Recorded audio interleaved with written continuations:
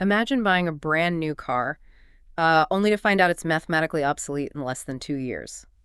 Or, popping your daily vitamin, completely unaware it's literally squeezed out of sheep's wool. Welcome to the daily audio briefing of the Curated News, curated by Sandeep Ohri for Monday, July 13th, 2026. Yeah, we've got a really packed briefing for you today. We're going to walk you sequentially through today's 13 updates, just giving you a clear, engaging briefing to start your day. Right, so let's jump right into a geopolitical head-scratcher.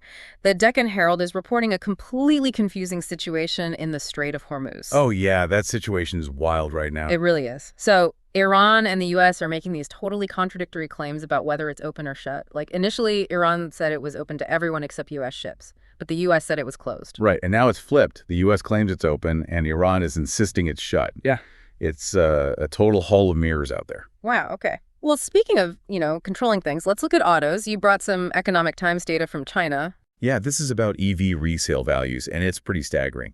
EVs in China are averaging only 1.8 years on the road. Wait, less than 2 years? Yeah, exactly. Compared to 8.2 years for traditional internal combustion engine vehicles, that's tiny.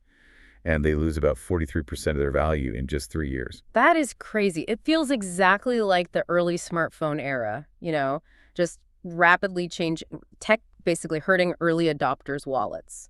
Yeah, no, for sure.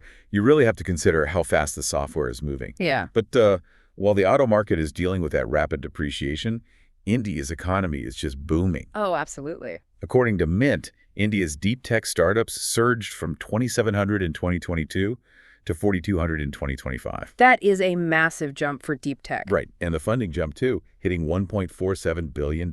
Incredible. And Business Standard is reporting that private equity in India jumped 48% in the first half of 2026. So that's $8.71 billion.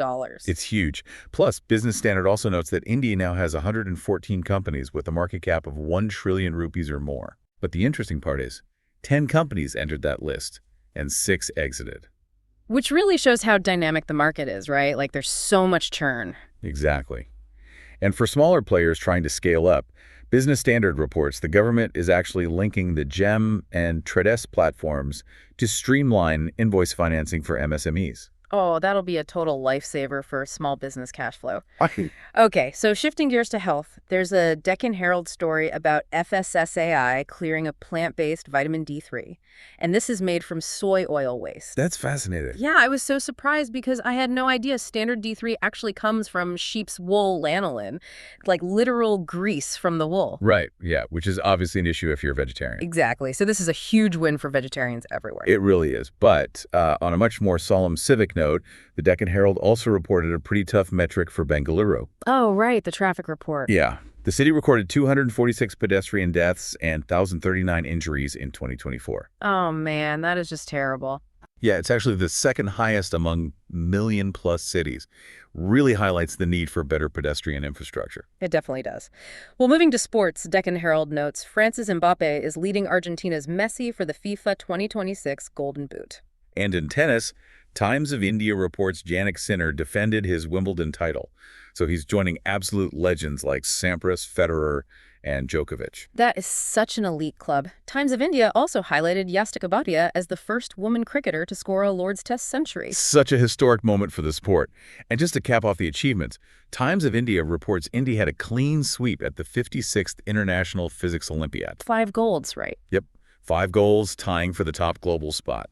Just brilliant minds at work. Unbelievable talent. And wrapping it up for another Monday morning is this piece from the Times of India on the University of Minnesota's Spud cell, which is basically a synthetic cell that feeds and divides.